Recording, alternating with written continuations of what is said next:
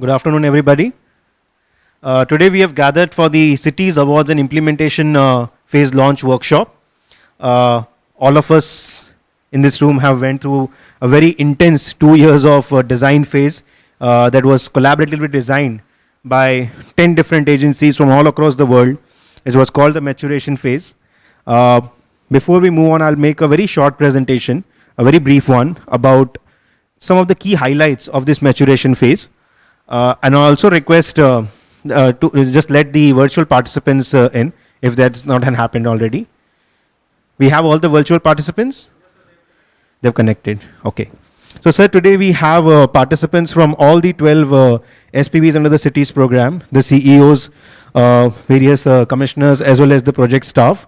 We also have various experts joining us, the international experts, the domestic experts, as well as the transversal experts. They've all joined virtually, as well as colleagues from AFD, KFW, and European Union who are not here, part of the, not present here.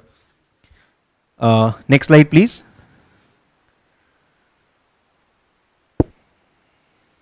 Yeah. So, I won't get into the details. Just a very brief overview is that CITIIS program, as all of us know, is a subcomponent of the Smart Cities mission, which was launched by the ministry with the key values of relevance and feasibility, excellence in sustainable urban development, innovation and integration, and participatory approaches, which has very much been imbibed within the maturation phase as well. Next slide. This is not working. This is the key progress. If you look at the CITIIS program, we had 6 international mentors, 6 domestic experts, and a 9-member PMU team at NIUA with a collective experience of almost, I would say, more than 300 years. We did that calculation. And over 30 technical assistance missions were conducted over this past 2 years for all the 12 SPVs. In terms of capacity enhancement, we have conducted 26 capacity building workshops, 10 webinars, 15 knowledge products have been developed, and 4 peer learning sessions have also happened. And the result is that there's now a repository of more than 150 technical project documents, which includes stakeholder engagement plans, feasibility reports, DPRs, ESIAs, ESMPs. I think it will be made available for the larger urban ecosystem, and I think it will be a fantastic resource for any city to go out and use this as case studies for developing their own projects. More than 36 people were onboarded across the SPVs as dedicated project staff that are funded through the CITIIS project grant, and more than 10 general consulting firms have been part of the entire process. And the result is that there is more than 1 million direct beneficiaries across these 12 cities. And we have done a detailed analysis in terms of which are the projects and which are the beneficiaries that we are targeting. And finally, we have projects worth 145 million euros that have been sanctioned by the CITIIS Apex Committee. That is roughly 1300 crores, of which 800 crores is the grant from AFD, the loan, and 500 crores is leveraged through the state and local governments. So that's how the overall funding of 1300 crores is there. And these are the 12 SPVs, the 12 cities across the country. As we can see, every part of the country has been represented. Next slide, please. So we are also contributing to the SDGs very concretely. So for SDG number 11.1, we are developing 448 new houses. That is going to impact over 6,000 people directly. We are also providing 12,000 new public transport vehicles, contributing to SDG number 11.2. 61 kilometers of NMT infrastructure will be refurbished, and that will add almost 3 lakh new public transport users every year.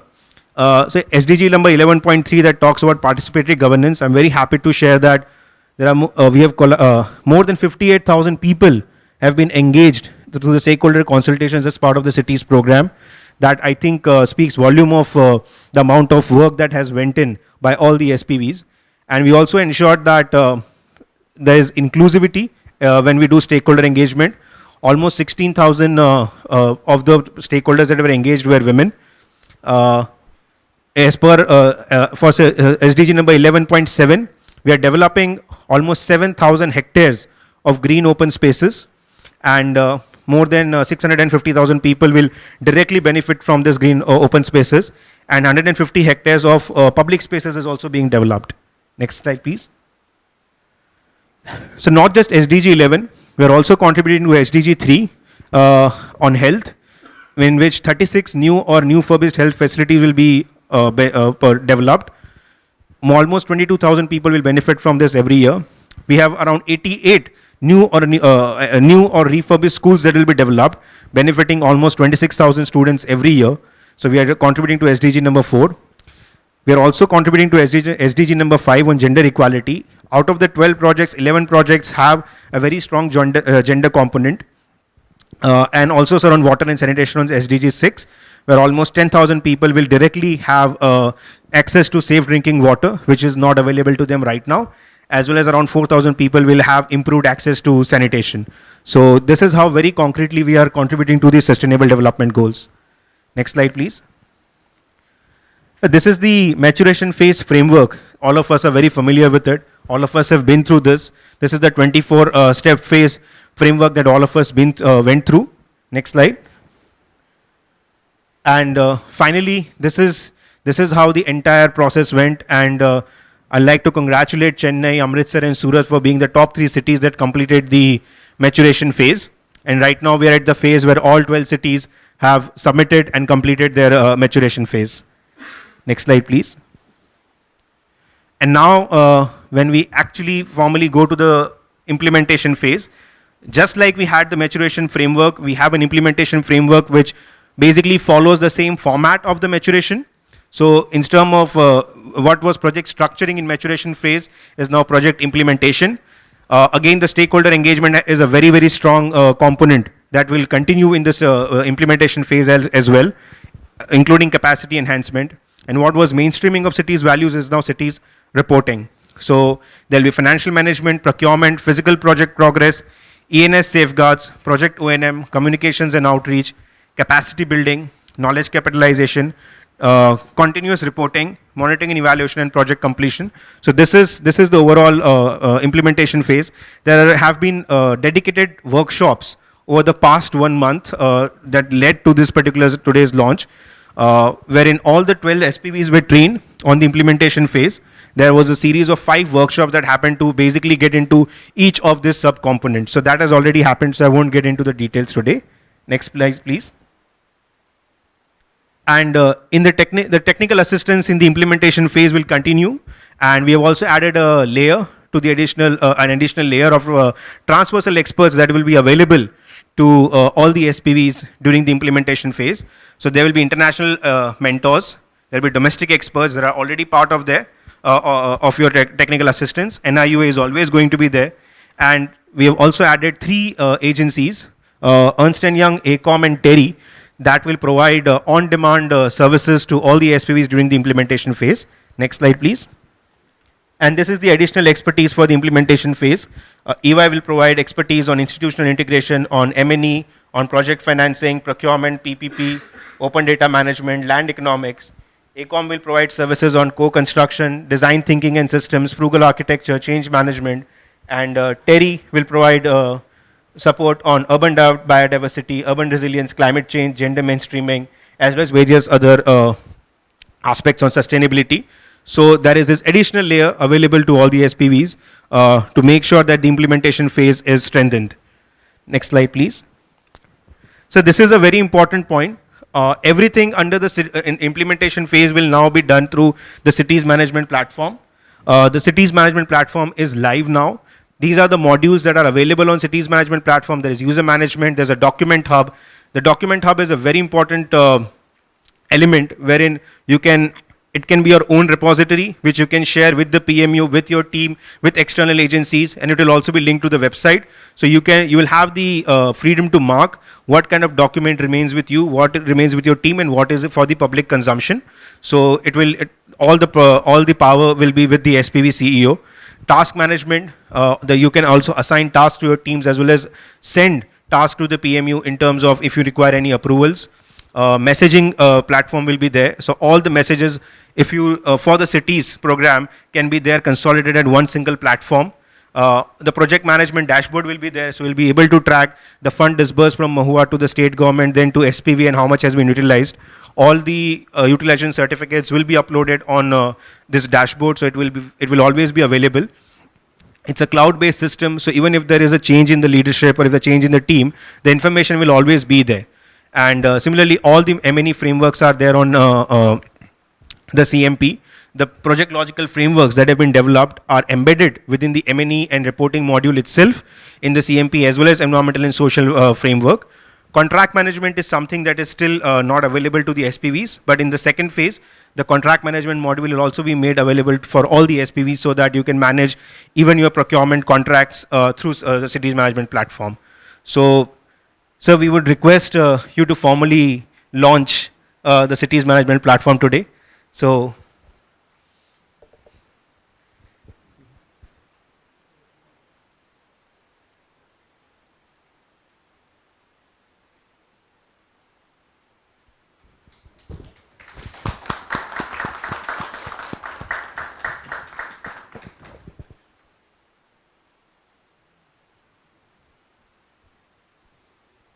thank you very much. You can go back on the PPT, please.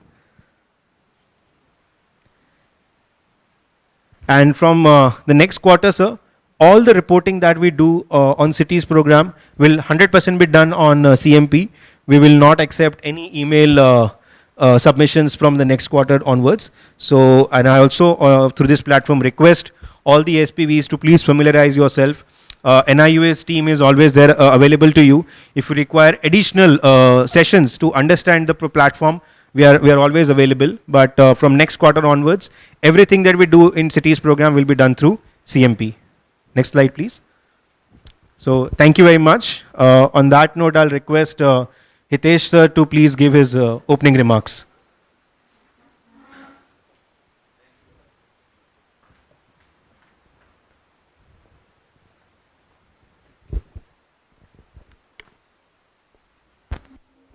Yeah, hello. Yeah, I think.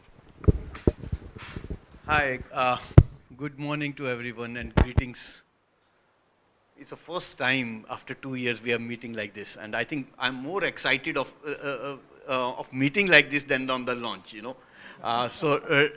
You know, because now you can, you know, through mails and talking to screens, all of us has become tired, you know. We are looking at screen day and night, and it is, you know, we are already working, I think, more than 12 hours, 14 hours, because it's easy then every time you just have to zoom in and zoom out.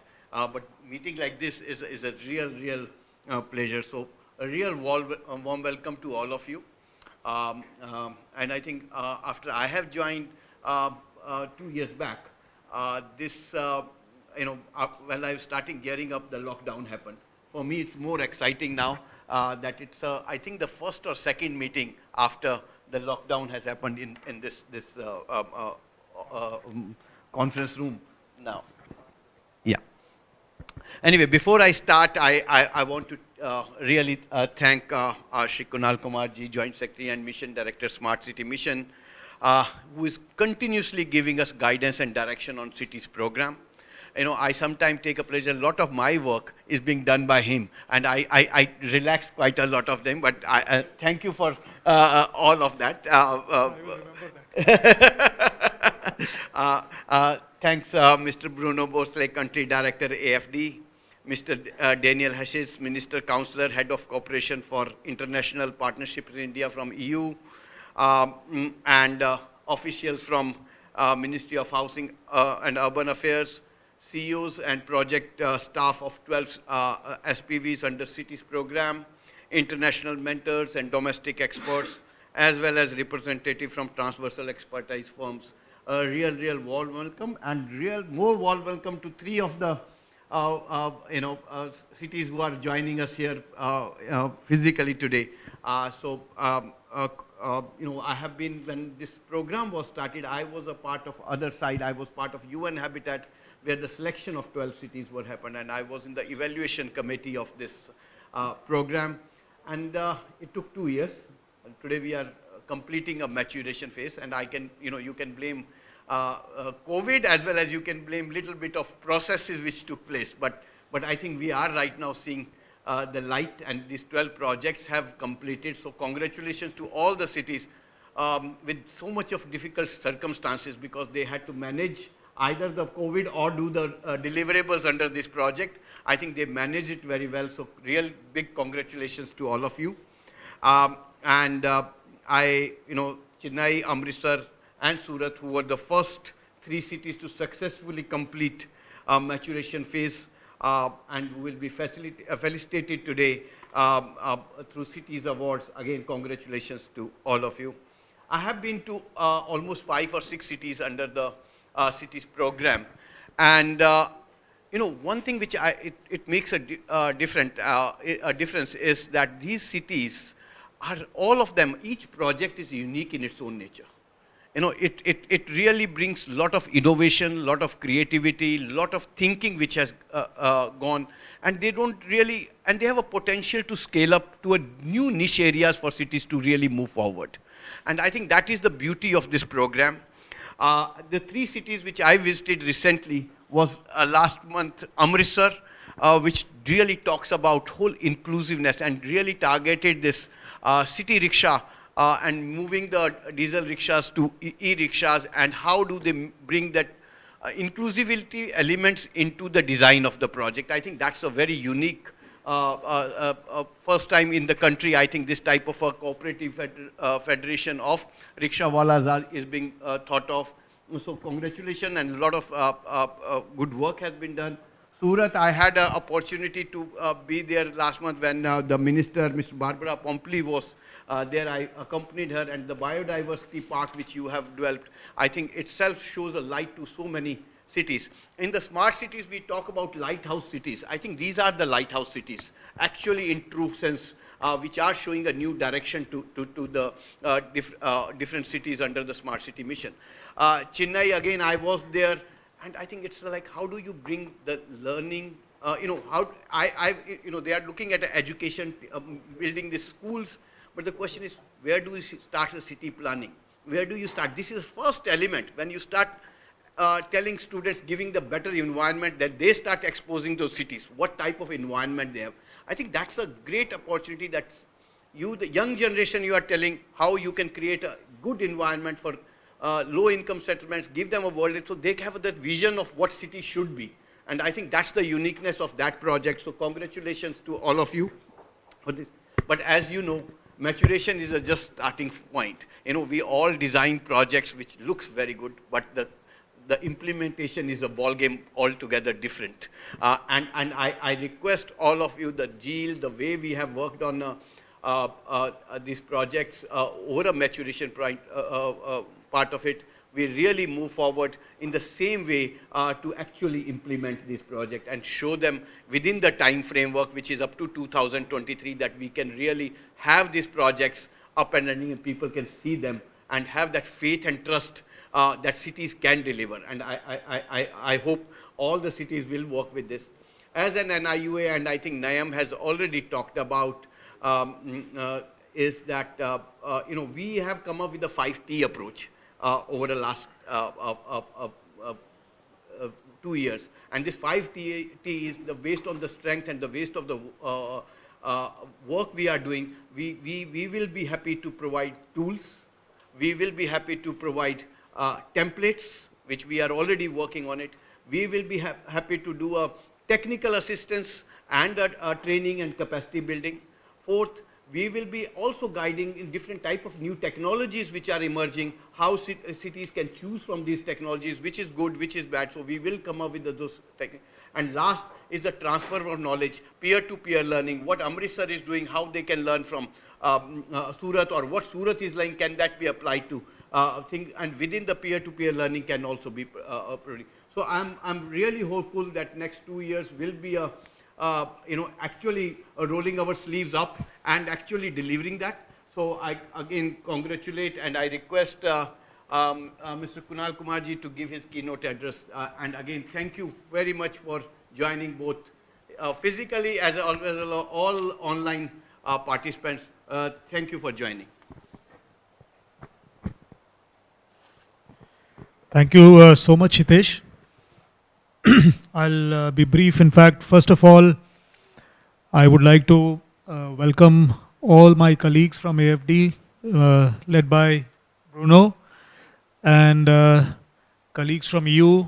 Mr. Daniel Hachez is joining from, I think, Thailand, and his team, Smita, and everyone present here.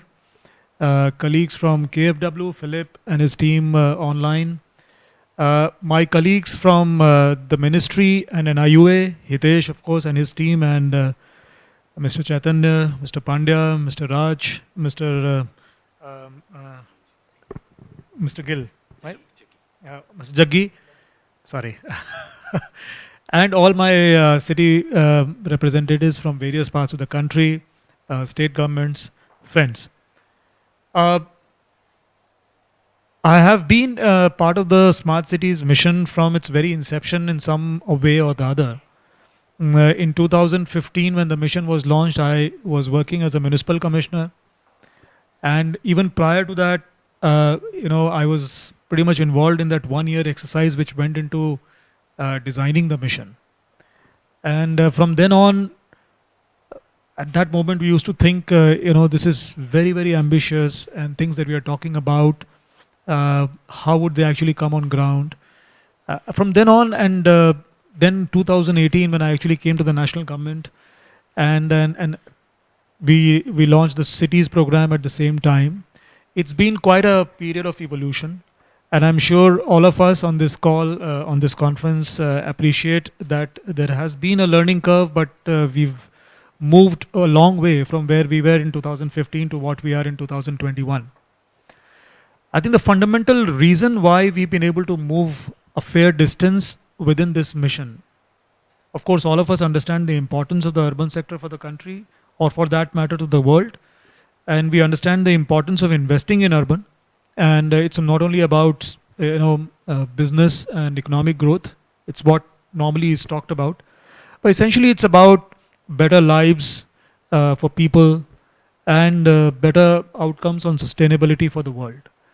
And so, having said that, we, in our country, the way we look at smart cities in the beginning, when we started, and now the way we've evolved, has possibly been has been possible mainly because of the autonomy. I think the fundamental reason is that the degree of choice, the degree of freedom, and the degree of autonomy available to cities and states within the mission has been a never before aspect in many other government programs, and even within the ministry you've not seen that happen.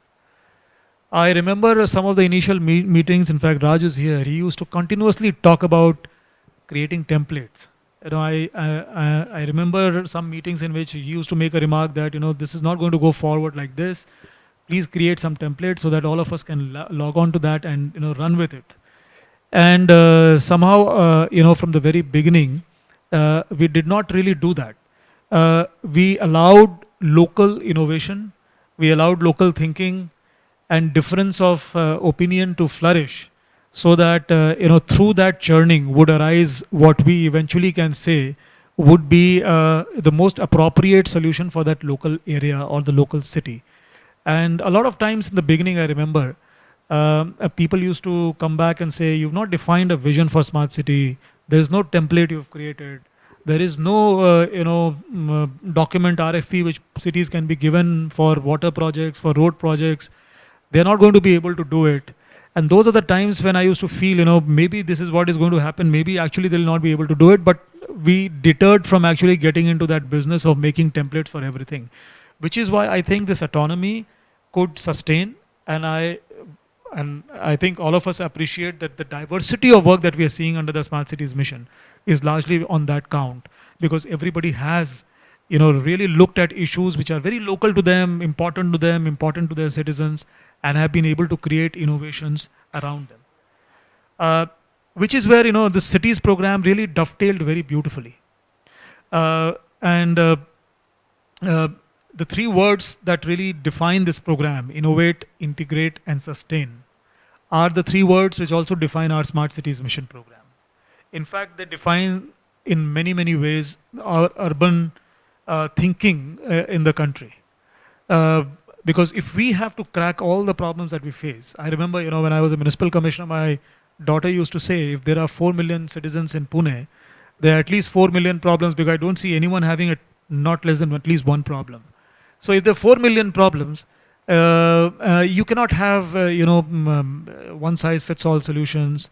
You will have to innovate. You have to innovate on the go. You have to find out answers, in your own different ways.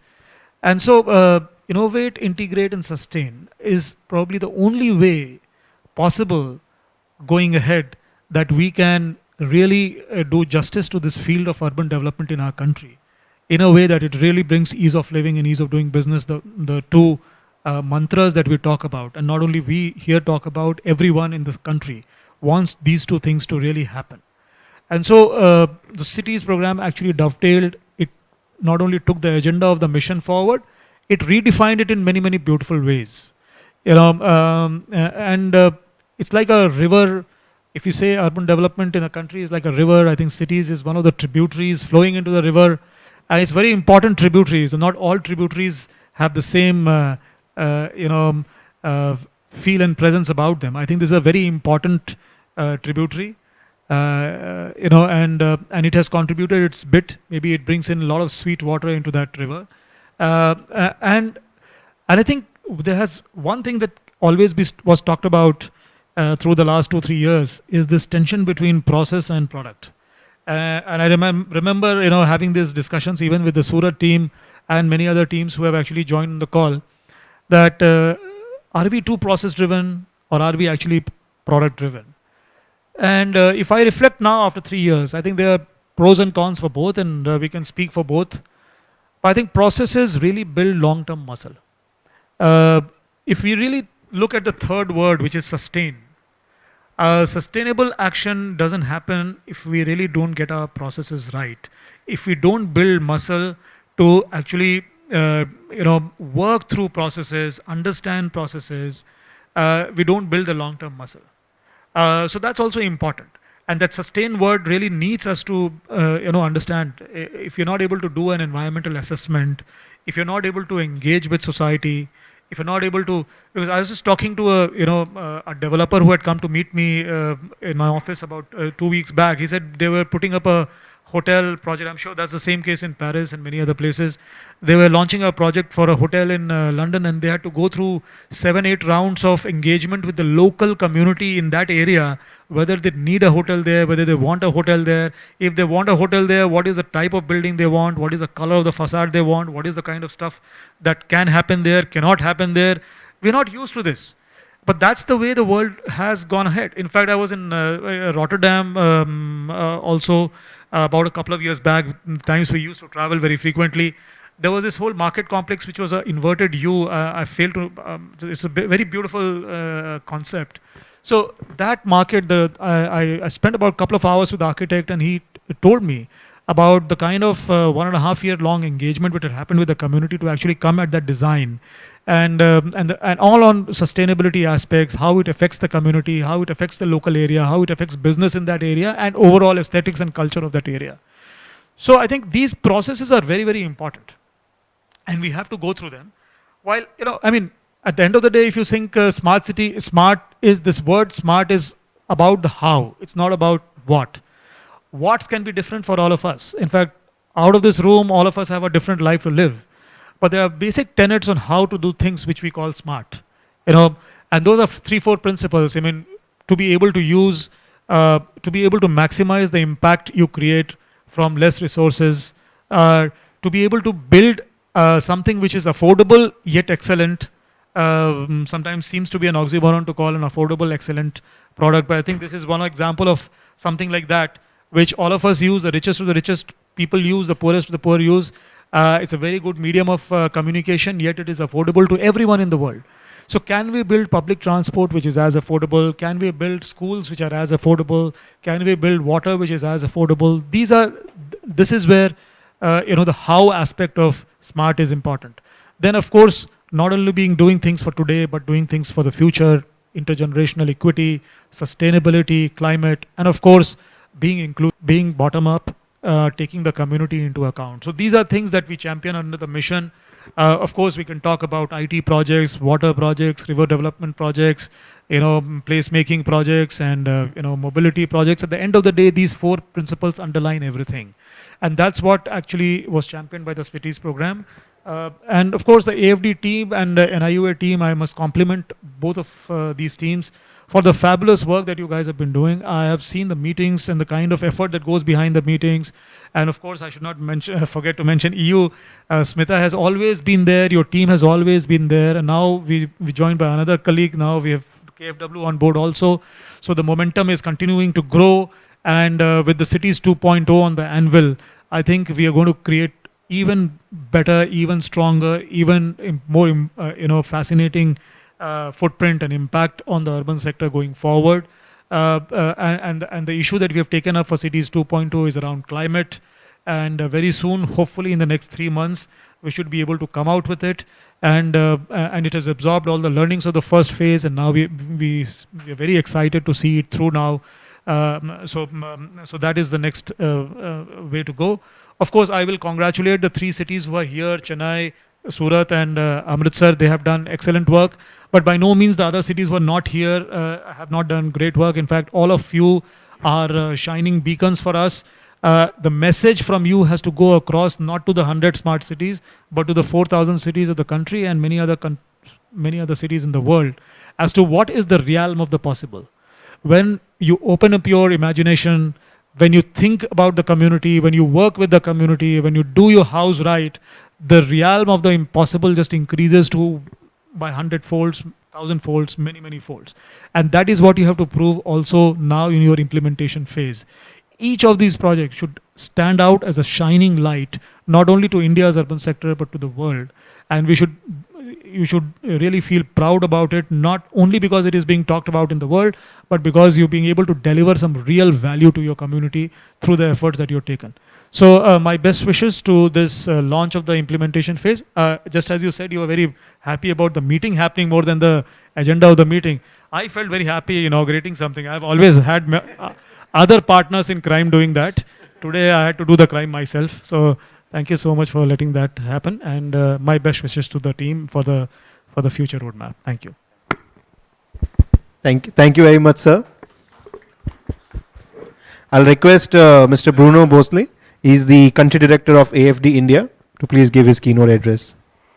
Well, my dear Kunal, you know it's a bit complicated to deliver a speech after your so inspiring and passionate words. So I will try to do so. First, of course, to say that I'm very pleased and delighted to be here today. I joined AFD 2 years ago when the 12th project have been selected, and so I have followed, of course, nearly a daily basis, of course, the progress during the maturation phase.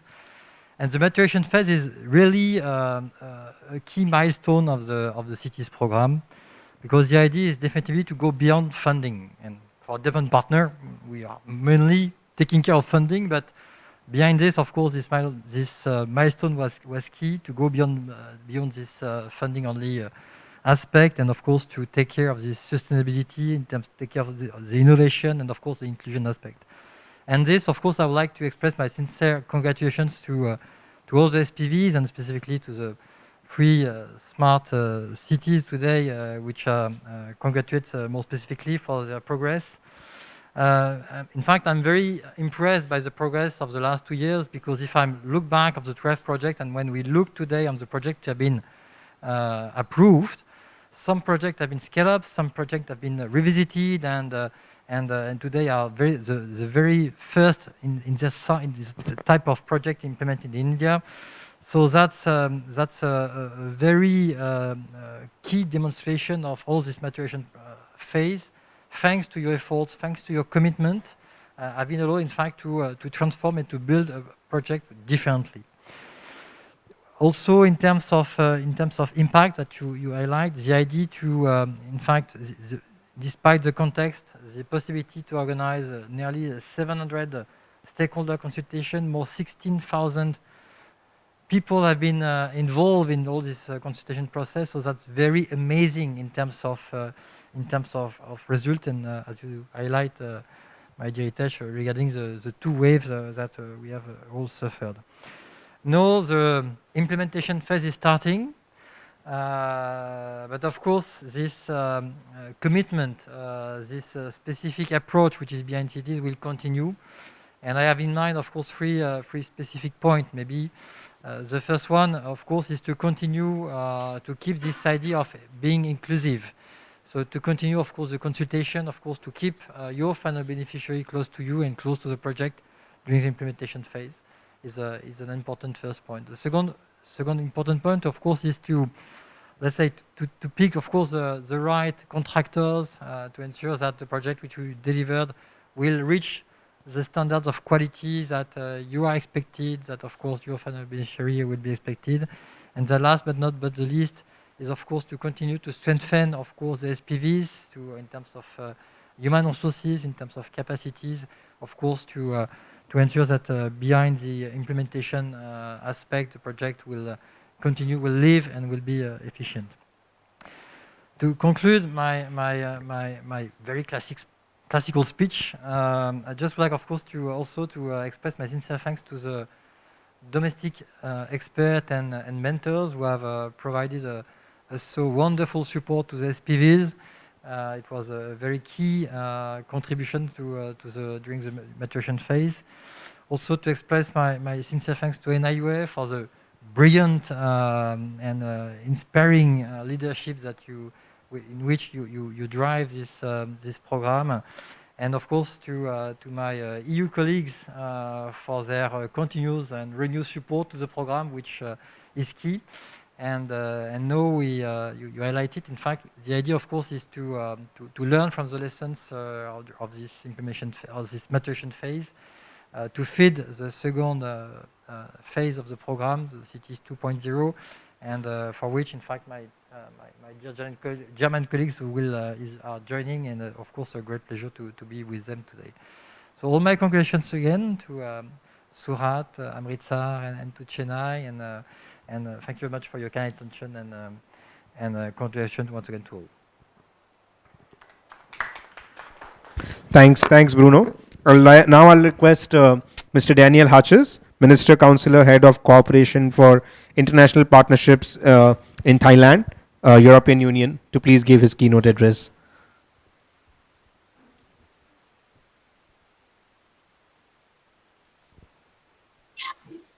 Respected Joint Secretary Mr. Kunal Kumar, Ministry of Housing and Urban Affairs, Government of India, my colleague Bruno, Mr. Bruno Bosle from AFD, Mr. Hitesh Vaidya from the NIUA, representative from the Smart City Administration across India, and all other participants attending this event physically and virtually.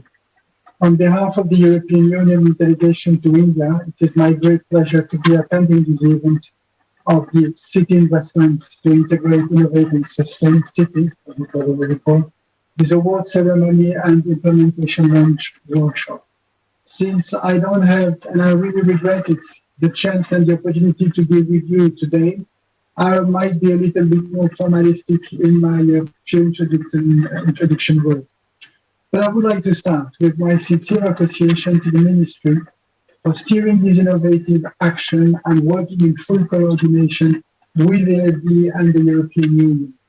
The champion cities of Chennai, Amritsar, and Surat, and all the other 9 others taking the opportunity to participate in CITIIS deserve our congratulations for delivering on the commitments and staying focused to realize the vision of a smart city, even when we all are fighting the COVID-19 pandemic.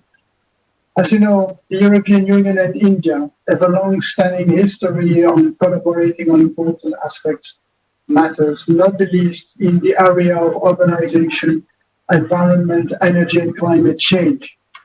The existing EU-India partnership for smart and sustainable urbanization promotes investment in sustainable infrastructure, climate action, and disaster risk reduction in cities.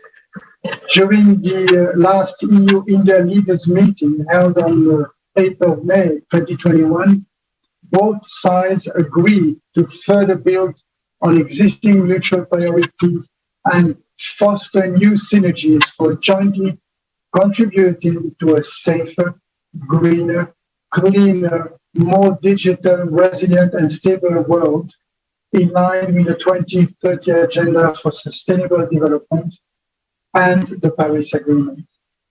The EU and India have a shared vision for a more smart, inclusive and sustainable urbanization.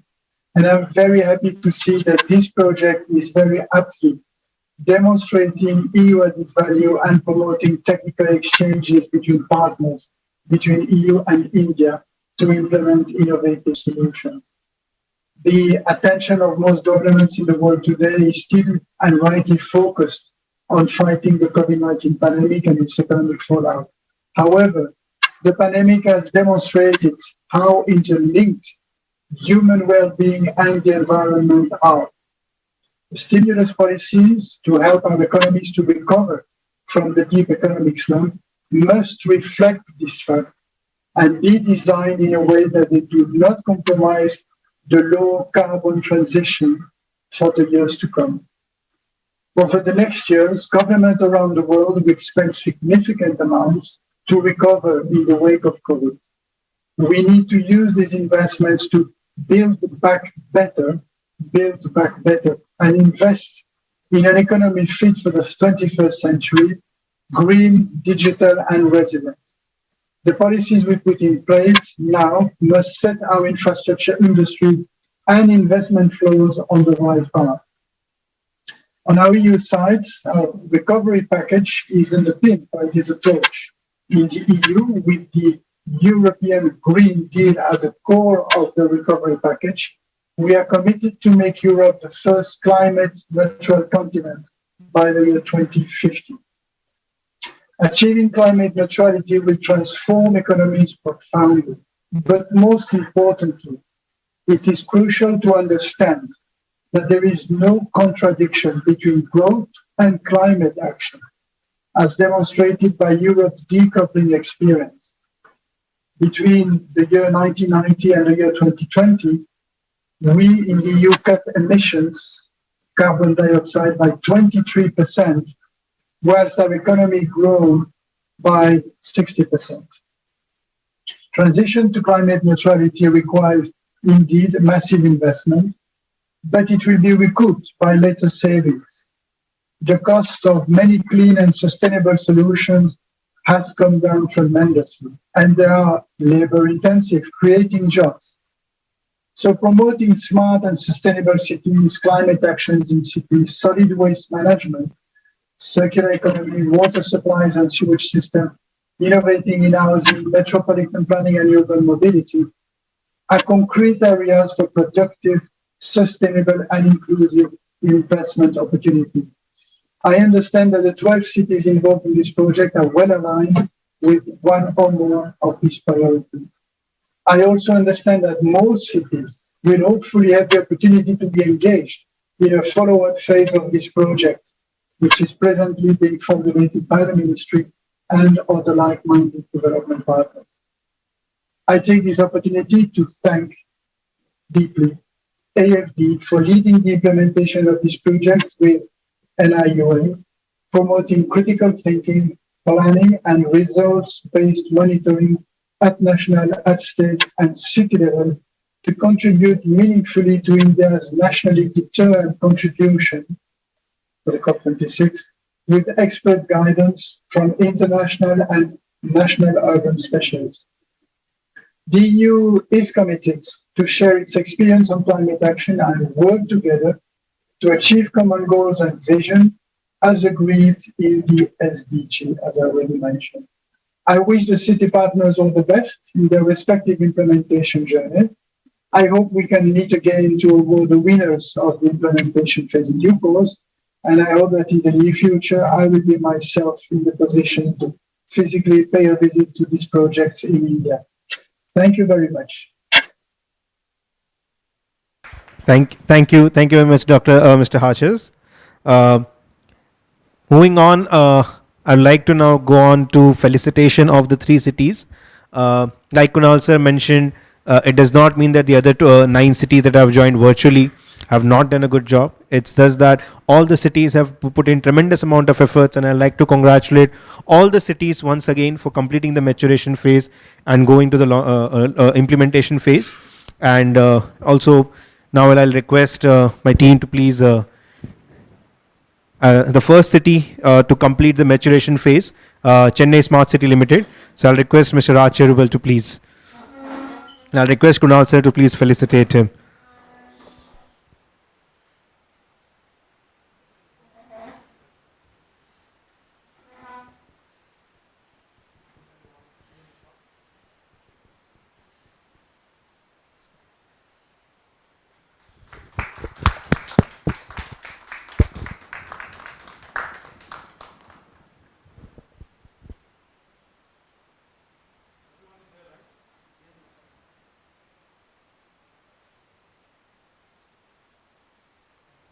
Thank you, sir. Thank you, Mr. Raj. The second city to complete the maturation phase is Amritsar Smart City Limited. So may I request Mr. Malwinder Singh Jaggi.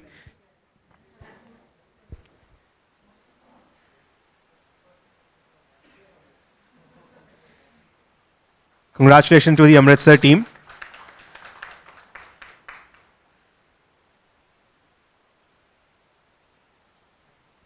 Thank you. And the third city to complete the maturation phase, it's Surat Smart City Development Limited. So may I please request Mr. C.Y. Bhatt and Mr. Rajesh Pandya to please.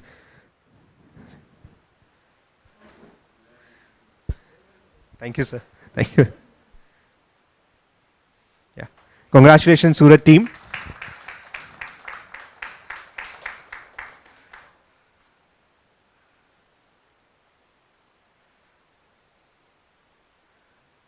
Thank you.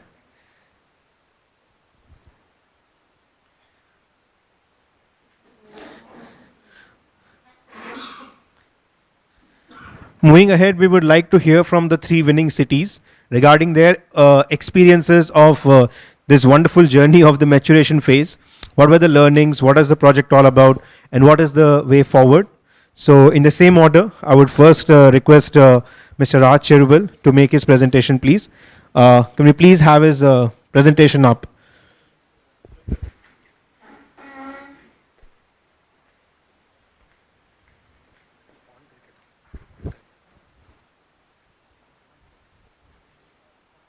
Hello? Yeah, you can hear me, right?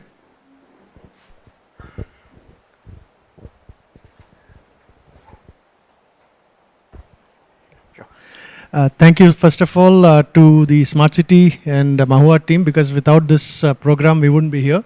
So it's again, I keep saying this in every Smart City seminar. 5 years ago, if somebody had told me this will be happening in India, I would have said, come on, you must be joking.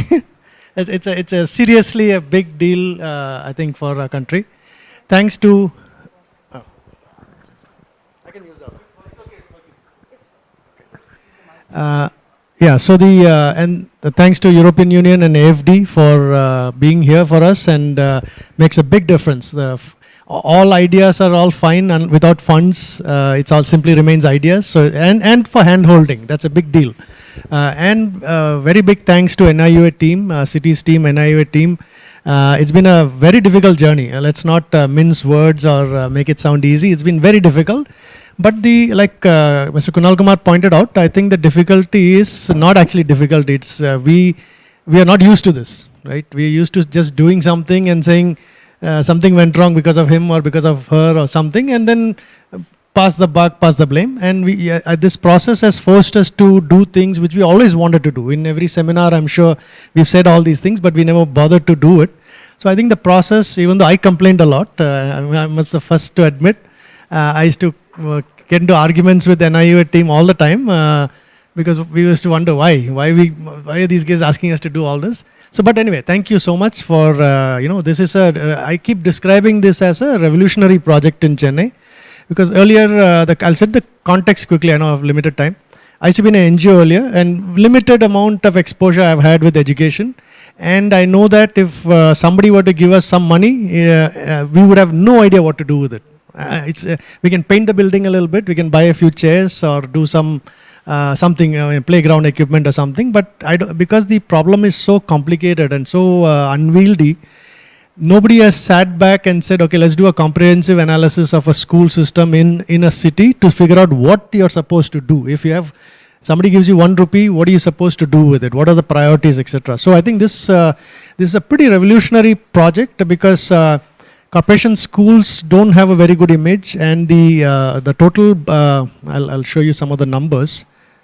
The capacity is actually 1.5 lakh, 150, let's say approximately 150,000 children, but it had gone down quite dramatically to around 70,000 because of competition, because people wanted better schools, private schools are available and so on. So the image is such that only poor children or even poorest of poor go there, and even they don't want to go type.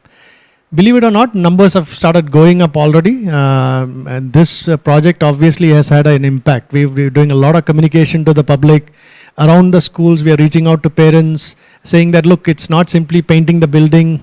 Typical government school project may be painting the walls, putting some colors here and there and all. And I am even now I have difficulty believing that we've had a complete comprehensive analysis of the every aspect of the Chennai schools. We're calling it Chennai school. It used to be called corporation schools, but it's not simply an image makeover, but to figure out, do children need sports? Do teachers need training? Is there a need for leadership? Is there a need for toilet? And not only that, but thanks to the mentors and thanks to the basic fundamental framework of cities, a lot of emphasis on gender, a lot of emphasis on asking what do children actually want to do in school. And I kept insisting to my team that it's easy to paint a building and all that, but outcome has to, when a child goes in and comes out, he or she should come out more enlightened. That's the whole point. Otherwise, what's the point of spending money, right? So a lot of analysis went through, and that took a lot of time. I mean, that's one of the reasons that it kept going on and on and on. I'll run through this very quickly. So for example, many of our school buildings are very old, and the teachers are near retirement. So this actually pops up for the first time. I think we will be able to tell the government officials, very soon you're going to have issues with lack of teachers, because many of them are going to retire. So the question becomes not simply improving the infrastructure right now, how are we going to improve the policy and the politics of the teacher recruitment, right? So that the best teachers start coming into corporation schools, and people who are motivated enough to come and teach, because salaries are not going to be spectacular compared to some of the international schools, for example. But how do we attract young people to come and dedicate their careers to improving the lives of poor children? So a lot of these issues have popped up, and I don't have time to go through all of them. We can always share some other time. But the point is, for the first time, I think we have a clear understanding of the reality from tap water issue to toilet to teacher training to everything. I mean, so what we have actually done is to modularize it in such a way that if somebody says, look, I got X rupees, we can tell you, you can take up a campus and improve, or I can give you a vertical. So if you're a company that wants to do digital something, we can exactly tell you how to do digital in school. If you're interested in teacher training, we can exactly give you that module and say, come and help us, right? Or if the corporation or the government of Tamil Nadu obviously is allocating funds to it now, and that's a big deal. Tamil Nadu government is now putting aside money to replicate cities, and that's exactly the model of cities, obviously. It's not to do just a few, I'll go through this very quickly. Everybody knows these things: pedagogical innovation, capacity building, etc., etc. These are something all of us probably have heard of at least. But a lot of emphasis on stakeholder participation. So because of the analysis and surveys done, we can exactly tell you why we are doing something. So for example, it's not like I'm suggesting what playground equipment to buy. It's the children of that school were interviewed. And some places they want volleyball, some places they want football, some places it's cricket. And some of the things what we have innovated to say, look, all children in the system should play, whether the child is going to be an athlete or not, right? Everybody should be exposed to sports, and we're trying to bring in those elements to it through tenders, MOUs and so on. But there are agencies which are also able to now say, let's take some children up to the level of Olympics if possible, or Ranji Trophy or whatever it may be. All this was possible because of the systematic analysis. So teachers, headmistress, parents, everybody were interviewed, interview after interview, to figure out what do the public, the stakeholder actually want. So it wasn't like 5 people sitting in a room and deciding what to do, So just a quick glimpse. Some of these work is already, two campuses work has already started. And yesterday, very importantly, the elected representative of this area was there. And now our headache is that everybody wants a CITIIS in their constituency, which is exactly what the idea is, I suppose. They immediately saying, look, this is all wonderful, but I got another school, people are complaining about that, why don't you take it up? So next round of funding from the government, we will end up taking. And I can't emphasize enough that we can replicate this fast. It's not like we'll end up, next school we'll end up analyzing for the next 10 years and money will disappear. We can quickly replicate these things. So each building has been, each campus has been analyzed by an architect. So typically what happens is the child has to come down 3 floors or teacher has to come down 3 floors just to go to toilet, right? In many cases, because there's no connectivity between buildings. So a lot of those kinds of analysis, in a good IT company, they would have analyzed how does the sun go. You want sunlight, but you don't want to get too hot. You want, without AC, you need to be able to cool the building down. All that analysis has gone into each of these campuses. So a lot of architectural analysis and pedagogical analysis and so on. So these are some of the work that's going on. And you can imagine, I don't have the pictures of before, none of us would want to send our children to the school which we had earlier, right? I mean, who would want to, whether you're poor or rich? So I'll just go through this fast. So the front gate is, we got 6-7 architects, so we've given them enough freedom to say you design, this, depending on the building, you design the front. Some standardization, but mostly innovation, colors and so on. Very few, very few buildings are so old that you have to demolish it. So you can see those, that's the look and feel on the left upper corner is what exists and what is already getting transformed to, So, another thing is reason for the delay is that every aspect of that architecture, whether it's the grill, whether it's the paint, whether it's the tiles, is a debate. I mean, there's no easy answer. So, architects come up with something, the bill of quantities, what is in the tender, what can't be in the tender, all that takes time, but anyway, we're getting there. So as you can see, if it's an empty playground, we've asked children what they want. There will be proper play equipments, and not simply play equipments, we are trying to bring in agencies which can then start training the children, coaching and so on and so forth. Yeah. So this is an old picture, but classrooms will be even better. So for example, even the colors have been thought through from a child psychology point of view. So the architects know from standards that's available, what colors work in a classroom, what shouldn't be there. So all that has been used. So as you can see, toilets, some of them are in really bad shape, but we are making sure that both girls and boys have good toilets, colors, ventilation, everything has been taken into account. And we will be tendering the next 3 schools in the next few days and 18 campuses. By September, we want to close the whole tendering process. So I won't spend too much time on all this, but all these pieces, ecosystem, the green campus. So for example, a lot of NGOs are involved. So we are able to now streamline all that. So what happens in a system is that any NGO comes in, they say, okay, fine, go ahead, there's an MOU. Anybody can sign an MOU. So there's chaos sometimes, but it's very not clear which NGO is doing what. Some do very good work, obviously, some may not. So we're trying to streamline all that. Digital classrooms, making cameras for safety, making sure that the campus is being monitored and so on. And very importantly, what you can't measure, you can't manage. So we're going to have ERP systems to make sure that not only teachers' attendance, but child's attendance. Then hopefully, command and control centers will start predicting which child may have problems in the future, which child may drop out. If the child is not attending class too much, there's obviously some reason behind it and so on and so forth. So we will hopefully one day connect all this to the other smart city projects and try to make it bigger than what it is. Then blended learning. I'm not an expert on these things, but quite a bit of analysis gone into all this. Teacher capacity building is happening as we speak. A lot of training has already happened as part of this project. There's going to be STEM labs, science and technology labs in all these schools. There will be language labs in all these schools. And one of the things, sadly because of COVID, we had plans to take teachers to France and Delhi and places where they've done innovation.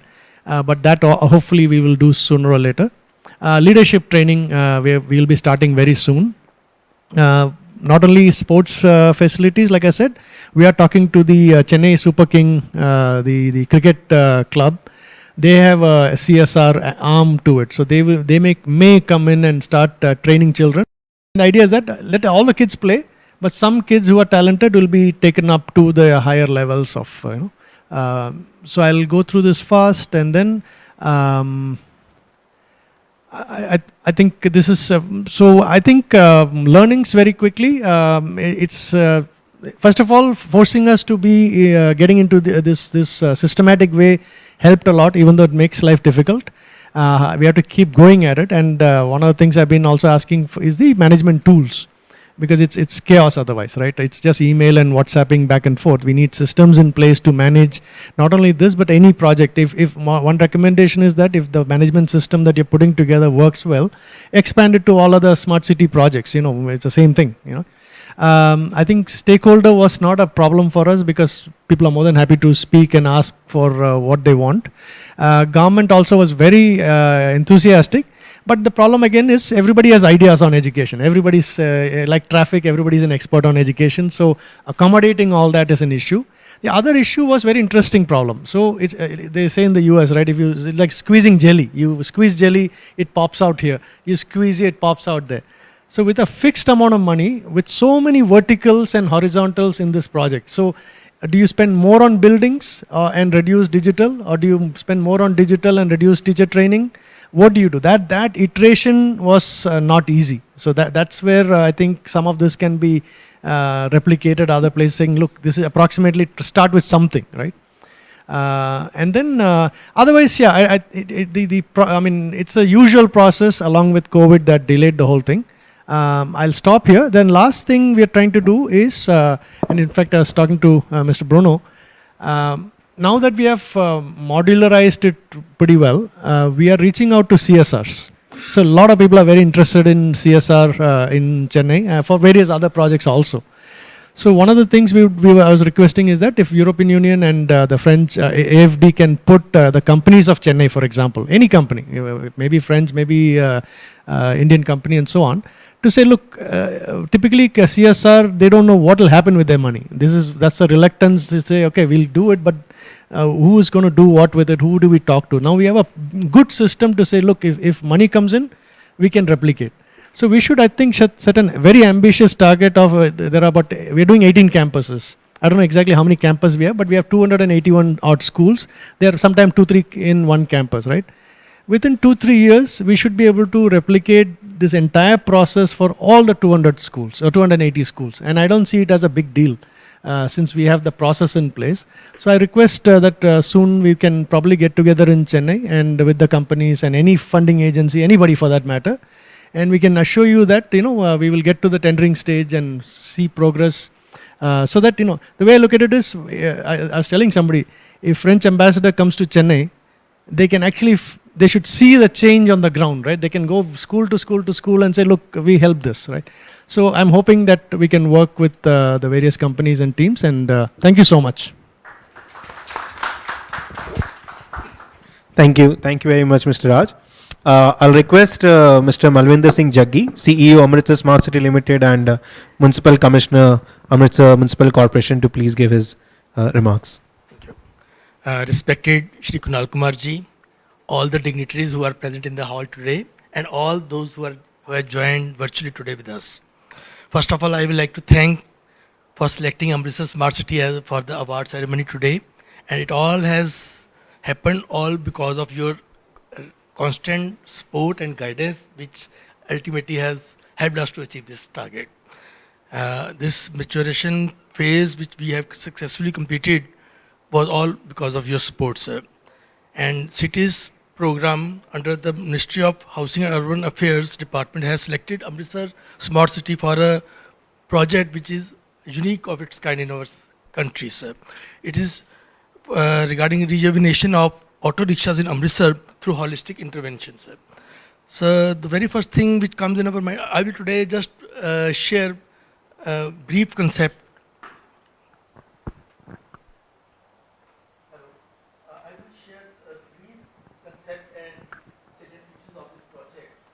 So the very first question that comes in our mind is that why this project?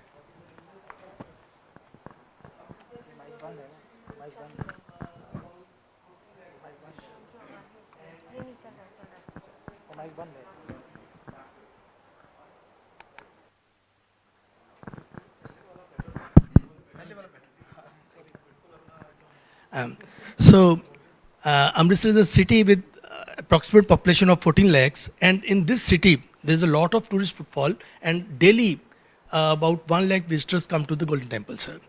And there are around 25,000 auto rickshaws plying in the city, and they are mostly moving on 2 or 3 main routes. And you can very well imagine that those 2 or 3 routes, they get too much of congested because of these auto rickshaws, and at the same time these are mostly run on diesel fuel, which is causing lot of pollution as well as noise pollution and air pollution both. And because of single routes or 2 or 3 routes only, which are more lucrative for the auto rickshaws, they have a lot of competition to move on those lanes only, and resultantly their occupancy is less and their income is also less. So it was felt that some holistic intervention is needed to make such a project in which everybody is getting benefit out of it. Environment point of view also and income point of view also to the auto rickshaw drivers. But initially it was very difficult to convince those auto rickshaw players that the scheme which we are going to launch is actually going to benefit them. They were sticking to the conventional way of working, and they were not ready to accept this change, because they were thinking that we have to spend about 2 lakhs from our pocket or to take loan to buy a new vehicle, and at the same time they were not ready to get convinced that they will be in a position to save more money out of this, and they will be comfortable enough to pay EMIs for this loan. But slowly and slowly we were able to convince them, and now they are fully in our acceptable feature. And now the first step which we have taken is to register cooperative society by demerging all the small unions, and which will ultimately run the whole show once in the long run, sir. So our reason for this project was to control pollution, to control traffic congestion, to increase income, and at the same time to increase intermediate public transport system also, which is presently very poor in Amritsar. So for this we made a mission, and we decided to make our city pollution free from this point of view, and we will provide green mobility and reduce traffic congestion, increase income along with their family income also. I will just tell you later on how their family members were also involved in this by skill development missions, and then to provide better connectivity for the tourists as well as the local passengers, and to provide intermediate public transport system also. So the very first thing which we had done is to register a cooperative society, sir, and all the unions were demerged. Then this society will now ultimately run the whole show, and this will help in rationalizing the routes and making a roster system for every auto rickshaw driver to sometimes to ply on lucrative routes, sometimes on the other routes, and this will uniformly distribute the income system among all the others, and the occupancy will be also increasing somehow, and ultimately it will lead to the increase in income of the auto rickshaw drivers also, sir. So and all the auto rickshaw drivers were, it has been made mandatory to be part of the society, otherwise they won't be given any benefits which we are going to extend to them out of this project, sir. So now how to proceed ahead? First of all, the first step is that the auto rickshaw driver will have to buy a new e-vehicle, e-auto rickshaw from the OEMs, original equipment manufacturers, and at that time when they will be buying that new vehicle, the old one will be scrapped by the OEM only, who is going to provide them the new vehicle. They will first take old one, they will scrap it so that the which is outdated item is no more used by anybody else. Otherwise, in case it is not scrapped, then they can even sell it off to somebody else, and our mission will be disturbed that way, sir. So then, while purchasing new vehicle with the help of AFD as well as Smart City project, they will be getting 75,000 rupees subsidy also. The new vehicle is around 2.5 lakhs, and they will be getting 75,000 rupees as subsidy. And the benefit, in case there is any cost benefit after scrapping the old vehicle, will be also extended to them only, sir. So this will facilitate in, and we will also facilitate them to get loan from banks so that they can comfortably take loan and buy a vehicle in case they don't have money to put of their own to buy a new vehicle. So, and in case they take loan, we have worked out for 5 years, it will be they will have to pay 4,000 rupees per month as a EMI, sir. And which is, I will just later on I will let you know the viability factor of this project, and they will be very comfortably paying this EMI, sir. So then for route rationalization, sir, presently only 3 or 4 routes are being focused upon by the auto rickshaw drivers, and too much of congestion, pollution, everything, all the problems are being faced on those routes. Now we have selected 18 routes, and the main criteria while selecting these 18 routes was to make a connectivity with the metro bus system of the city and with all the metro bus stations in such a way so that from the last mile connectivity, last endpoints, they are able to reach to the metro station, and from there they can proceed ahead with on the metro lines also, and at the same time they can move on those lines also where at present very low transportation is available, public transportation on a very low scale, sir. So this is, so we will make these routes in such a way and make a roster that for 1 week, say one particular auto rickshaw will be driving on lucrative route. On the next week, you can go to partially low, you can say lucrative one, and likewise it will be made in such a way that everybody will get chance to operate on every lane, and likewise there will be uniform distribution of income also, sir. So then there was a need to improve passenger related infrastructure also, sir. Presently there is no passenger related infrastructure available in the city. Poor and unsafe passenger accessibility is there. No signages are for at least passengers, pedestrians. I'm talking about the pedestrians. There is no proper signages are there. No dedicated IPT parking is there. Then no raised platforms are there to just reach particular to board a particular vehicle. So these are the things which are needed, and we are going to provide it out of the funds which are being made available to us, and this infrastructure improvement will be also part of this project, sir. And then we have to provide 21 charging stations at various points on the main routes, on those routes only, from where they can park their vehicle and charge their vehicles whenever it is needed, sir. So we have already selected 21 such stations over there. Then the main thing, skill development training. This will be imparted to all the persons, all the members of the society, that cooperative society. Drivers will be given training to enhance their skill in driving area, and the one female member of their family will be given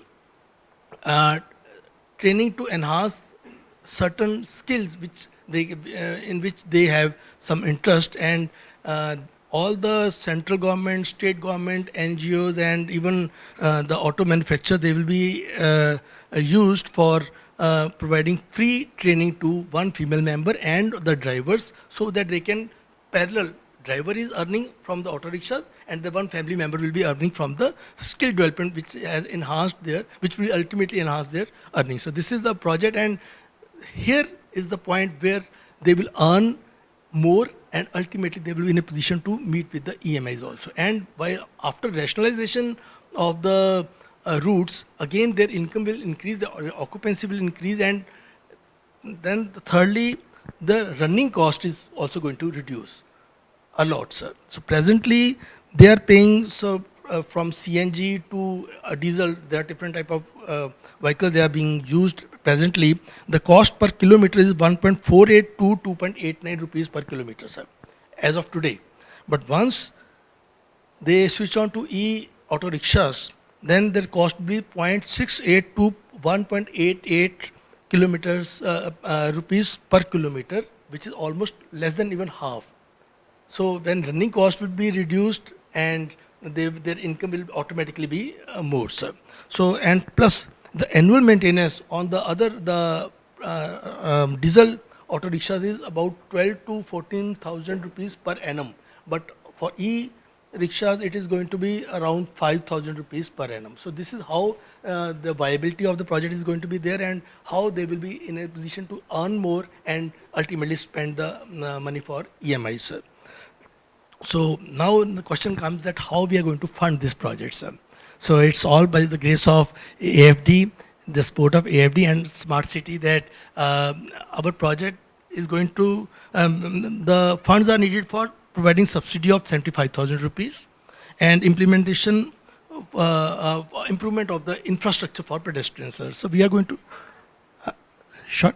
Okay. So we are going to spend around 15 crores for the improvement of infrastructure, and 75,000 rupees subsidy will be meeting because we are getting about 80 crores as soft loan from French Development Agency and 28 crores from Smart City project. So out of 108 crores, we are going to utilize 15 crores for the infrastructure improvement, and rest of the amount will be paid for subsidies. Likewise, in the first phase, we will be in a position to cover around 12,000 auto rickshaws. That will be half the way we'll be going. I will request that the remaining half should also be considered immediately, so that once the whole auto rickshaw dealers, the whole auto rickshaw drivers are covered, then ultimately we will be in a position to achieve this target, sir. And so this is how we are going to work, sir, and it is all because of your support and because of the support of AFD, and we are in a position to meet this challenge, and I'm quite hopeful that we will be in a position to complete this mission in the stipulated time, sir. Thank you very much, sir. Thank you very much, Jaggi sir. I request Surat Smart City Limited, Mr. Rajesh Pandya from Surat Smart City to please make his presentation. Can we have the slides up, please? Check. First of all, I take this opportunity. All the people have already thanked, but I'll be the last person, but I don't want to be left behind, to thank the whole, I'll not say officers or our mentors, but our co-partners in this project, MoHUA, AFD, EU, and especially NIUA. NIUA, I'll put my thanks for pushing and pulling at every stage. Sir, at certain stages, I was very much agitated, and I had made a representation to yourself, sir, also. But I think the results show on the ground. We have not wasted the time. The time has passed, but we have not wasted it. The churning of the thoughts, the whole churning process. Samudra manthan karenge to hi mani niklegi. For any to get something good, samudra manthan to karna hi padega. और इस समुद्र मंथन के बाद ये जो results अभी तक results I not say result this is only the initial beginning so when this will convert to the ground we will surely get some things that will be as you are setting lighthouse और they will be replicable all people will come and see. I think Honorable Minister had already come and she was very much impressed by the initial what that we are only thought. So I think we are on the right track. The track is right. And when we were coming, Raj was telling me, our people are asking, क्या cities में क्या है? So there is nothing new we are doing. We are doing what the people are, but the quality improvement, the result that will show, we are improved upon the quality, we are going on the higher level of output, we are going to improved quality, better results as something Honorable Minister was telling about the EU, what the EU is doing. So we are going to be comparable with something. We have to improve our outputs. And our results should be both efficient and effective.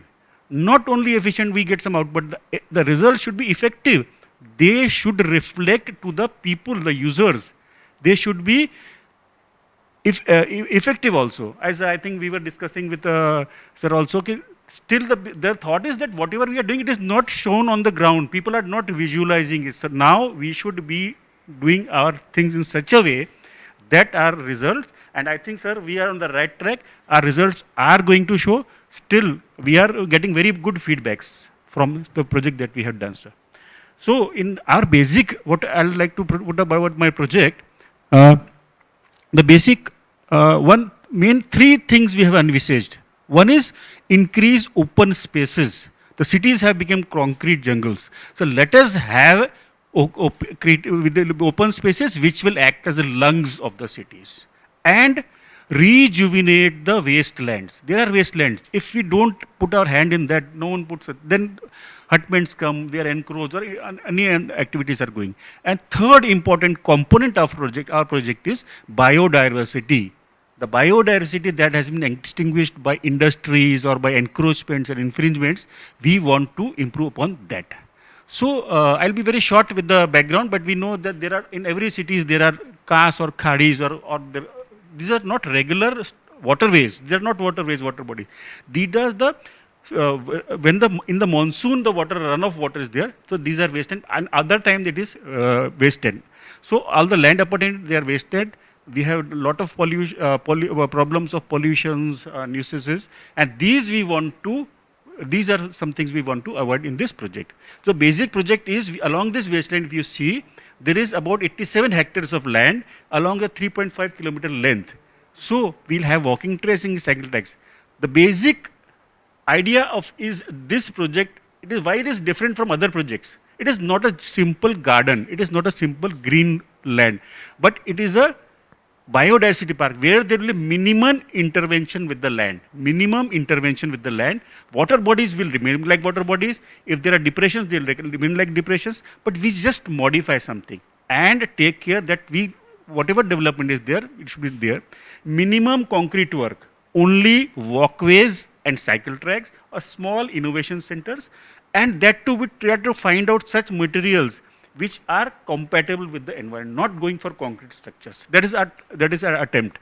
There will be a number of species. And one more thing, the plantation of all the species, trees, shrubs, they will be native, not Singapore cherry, not eucalyptus, which are good, beautiful aesthetics or like horticulture, but they are compatible with the local climate and habitat, so that the birds, flora and fauna come, live over there, and the biodiversity thrives. That is the basic idea of this project. And as we have already discussed, this the relevance, it is adherence to the city's values of integrate, innovate, and with the participatory approach. Participatory approach, we are trying to involve in this. And after the stakeholders consultation, number of stakeholders consultation has been done. We have found out the demands, and we have repeatedly made modifications in our thinking. Whatever planning I have done, he has done, but they may not be correct what the people want. So we have included some design changes in the designs also with the local demands. So this is a basic plan of the whole project, where we'll be along the Khadi, we have divided into different zones for the ease of operation or implementation. So it will have number of elements like urban forest, enhanced plaza, and all those things. So what was what we did in the maturation phase progress? One thing was benchmarking from how we learn from other cities. Then there was gap assessment. We did the soil treatment, groundwater improvement, and we assessed the gap, how we can go ahead the gap assessment. Then the sustainability. The project itself should be sustainable. How we can improve the soil quality, how we can improve the air quality, and these were some of the factors that were taken into consideration during the maturation phase. And one more important thing, as Raj was already pointing out correctly, we can envisage whatever we want, but we need some financing. So this is some financing how we are going to have. So 80 crore rupees is from the city's grant, and 50 from SPV, we are own fund, we are having about 59 lakhs crores of rupees. So I'll not detail, but this is the thing. These are some of the actions, as Naim has already pointed out. These are the lot of things that we have already done. From starting from 1st April and then we have done. So this is the how the activities have been done, and this is our implementation approach. We have also thought out what we think we will not be implementing in one phase, but phase wise, so that result of one can have give us feedback whether we should make some modification in next phase, or we can go ahead. Also, so that the ease of financing or other operation issues also. So what the lessons we have learned from the maturation phase, that inclusive planning is a must, and inclusive planning using the stakeholders feedback also. Then flexible and continuous planning. We should not have it for once we sit down and fix the planning. No, okay. It should be flexible and continuous. As I told, it will be zone wise and flexible as the need comes. I don't say we should go and change it, but when the needs come, we should be ready to accept any changes. Integrated and systematic planning. Integrated means we have to improve everything, right from environment, horticulture, water treatment, soil water, all that planning has to be done, and the planning should be for the sustainable development. And we should have an friendly ecosystem, planning-friendly ecosystem. Also, the outcome-driven road mapping should be done. These are some of the feedbacks or lessons we have learned from the maturation phase. We are very lucky, sir, to have our international mentor, global mentor, and we are lucky to have Gurmeet ji as our domestic mentor.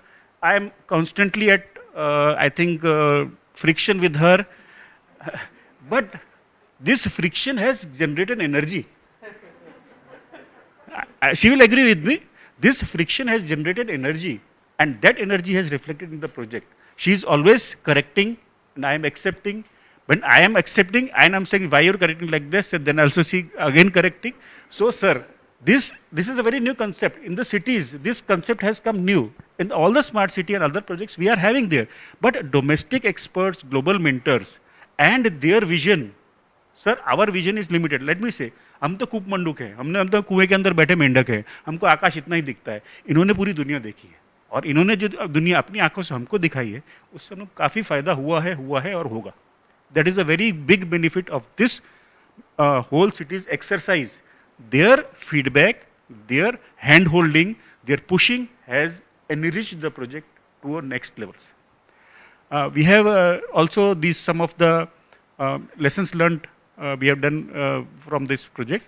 So, important workshops, number of important workshops have been done. So now these are the stakeholders. Even I, now after so many workshops, maybe I don't participate, but I'm always attending and I'm listening, or sometimes I'm adding my comments. I think so much of workshops have been done that I remember the name of some of the staff members of NIUA. Shilpi Gupta and all this I remember because I'm interacting with them. So this has been a very good interaction. The input of NIU has been very much encouraging and enlightening, sir. So that is how we are moving ahead. And we have already done the pilot project tendering. Next stage, zone 1, zone 2 tenders we are done. So it will be reflected on the next, we are starting the implementation project. And with your permission, I'd last ask, I think there is some planning for the cities, so our smart city workshop being some program handled in Surat.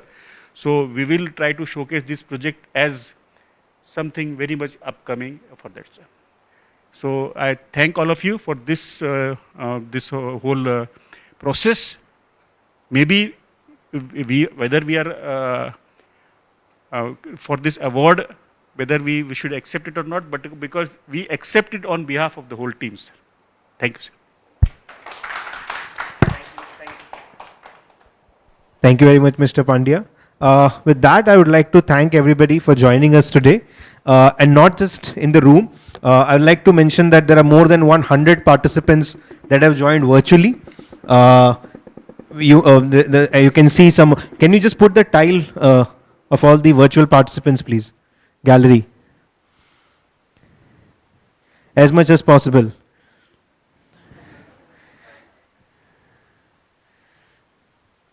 Many cities like Amravati, Amritsar, they are joining from the conference room. So we have more than 100 participants that are joining us virtually as well. So I can see Agartala, I can see Surat, I can see Amravati, I can see Bhubaneswar. And then also all the mentors and experts have joined. So some of the mentors, they have joined, it's 2:30 a.m. and they're woken up to just join for this program. So I would also like to thank everybody for taking time out to join. On that note, congratulations again to all the 12 SPVs for completing this maturation phase.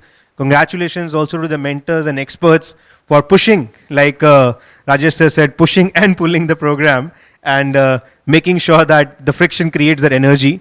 And finally, thank you very much everybody once again.